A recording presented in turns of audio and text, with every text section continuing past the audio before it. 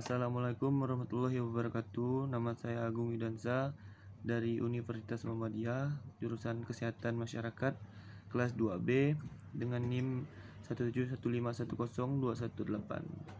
Saya ingin memberikan edukasi tentang obat, golongan obat, serta cara penggunaan obat.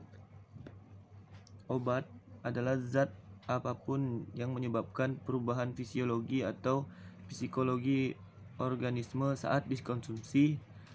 Obat-obatan biasanya dibedakan dari makanan dan zat yang menyediakan nutrisi. Konsumsi obat dapat dilakukan melalui inhalasi, injeksi, merokok, ingesti, absorpsi melalui kulit, atau disolusi di bawah lidah.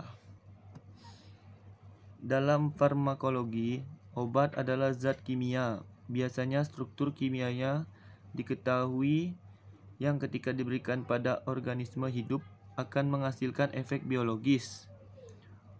Obat farmasi juga disebut medikasi atau obat dalam pemahaman masyarakat umum. Adalah zat kimia yang digunakan untuk mengobati, menyembuhkan, mencegah atau mendiagnosis suatu penyakit atau untuk meningkatkan kesejahteraan. Secara tradisional, obat-obatan diperoleh melalui ekstraksi tumbuhan obat, tetapi baru-baru ini juga melalui sintesis organik.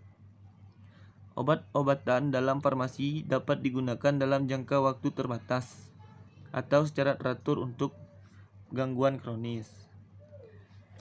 Sesuai Permenkes nomor 917 Permenkes 1993 tentang wajib daftar obat.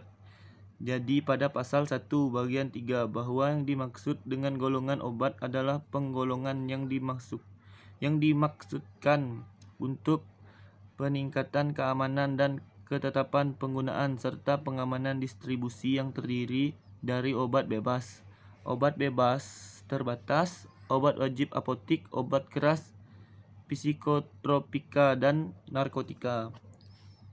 Yang termasuk di dalam golongan tersebut di atas adalah obat yang dibuat dengan bahan-bahan kimia atau dengan bahan-bahan dari unsur tumbuhan dan hewan yang sudah dikategorikan sebagai bahan obat atau campuran keduanya, sehingga berupa obat sintetik dan obat semi-sintetik.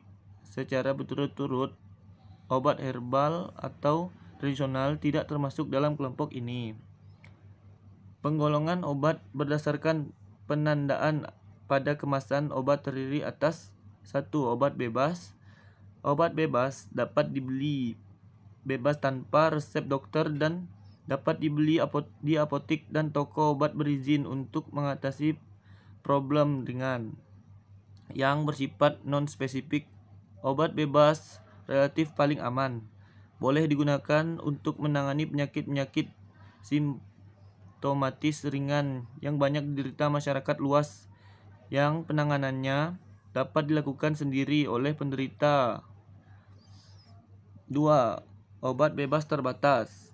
Obat bebas terbatas disebut juga obat dari obat daftar W, warning atau peringatan atau waspada, adalah obat keras yang dapat dibeli tanpa resep dokter, namun penggunaannya harus memperhatikan informasi pada obat tersebut atau pada kemasannya. Yang ketiga, obat keras. Obat wajib apotik dan psikotropika. Obat keras termasuk juga psikotropika. Untuk memperolehnya harus dengan resep dokter dan dapat dibeli di apotik atau rumah sakit. Namun, ada obat keras yang bisa dibeli di apotik tanpa resep dokter yang diserahkan oleh apoteker, disebut dengan obat wajib apotik, seperti linestrenol, antacid, salbutamol, bacitracin krim, ranitidin, dan lain-lain. Terdapat daftar jenis obat OA atau obat wajib apotik. beserta jumlah dapat diserahkan oleh apoteker tanpa resep dokter yang dapat dibaca lebih lanjut di peraturan tentang obat wajib apotik 1, 2, dan 3. 4. Narkotika. Secara awam, obat narkotika disebut sebagai obat bius.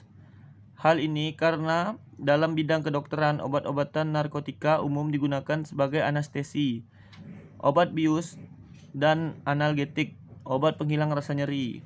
Berikut adalah cara penggunaan obat yang benar. Baca aturan pakai sebelum menggunakan obat. Gunakan obat sesuai aturan pakai, sesuai dosis yang dianjurkan. Misalnya, untuk sirup digunakan sendok takar yang tersedia, bukan sendok makan. Rentang waktu yang sama, misalnya 3x1, artinya diminum setiap 8 jam. Lama penggunaan obat sesuai kebutuhan. Misalnya antibiotik diminum 3-5 hari. Obat bebas dan obat terbatas tidak digunakan terus-menerus karena hanya meringankan gejala, bukan